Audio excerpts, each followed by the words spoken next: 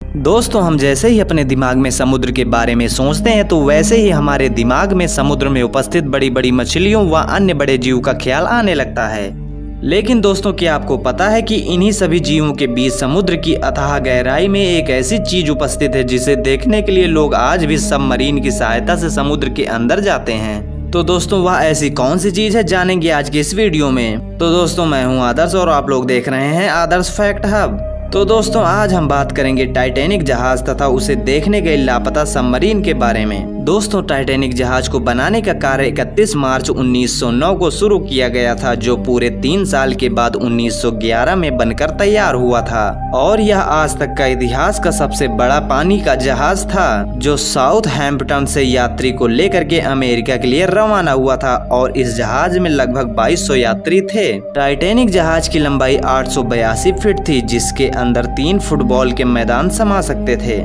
और जब यह जहाज उत्तरी अटलांटिक महासागर में यात्रा कर रहा होता है तो उसी दौरान यह समुद्र में स्थित 100 फीट ऊंचे हिमखंड से टकरा जाता है और 2 भागों में टूटकर इस समुद्र की अथाह गहराई में समा जाता है। और इस भयानक हादसे में सिर्फ 709 लोग ही बच पाए थे, क्योंकि उस समय अटलांटिक महासागर में तापमान -2 डिग्री था, जिसमें से कुछ लोग डूबने के बजाय ठंड से ज्यादा मारे गए थे। और यह घटना आज भी हमारे विश्व के लिए शोक के समान है। इस घटना के बाद टाइटैनिक जहाज के मलबे को 1985 में ढूंढा गया और फिर तभी से लोगों में इस टाइटैनिक के मलबे को देखने की होड़ मच गई। और इसी बीच हाल ही में एक सबको हैरान कर देने वाली खबर सामने आई। दरअसल टाइटैनिक जहाज के मलबे को दिखाने का जिम्मा ओरान गेट कंपनी के पास है, जिसके पास एक छोटी पनडुब्बी है जो समुद्र की गहराइयों में उतरकर यात्रियों को टाइटैनिक जहाज का मलबा दिखाती है, जिसके लिए यह कंपनी एक आदमी का लगभग 2 करोड़ रुपए चार्ज करती है।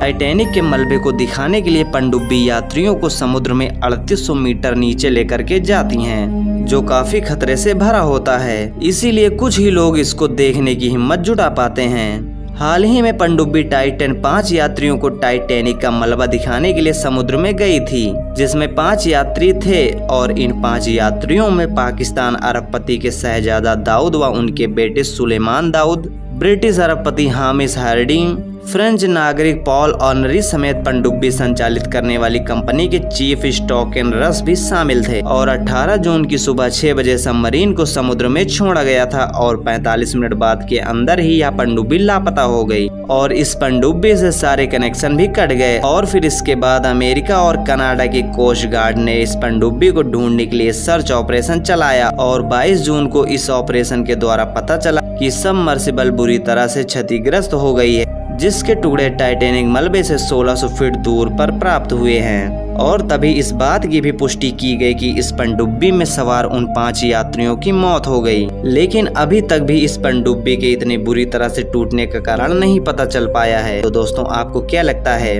क्या इस पनडुब्बी से कोई बड़ी सी चीज टकरा गई या फिर किसी बड़ी मछली ने इस पर हमला किया? आप हमें कमेंट बॉक्स में बताएं। और इसी तरह के इंटरेस्टिंग वीडियो देखने के लिए हमारे चैनल को सब्सक्राइब करके बेल आइकन को भी प्रेस कर लीजिए। मिलते हैं किसी नए वीडियो में किसी नए टॉपिक के साथ।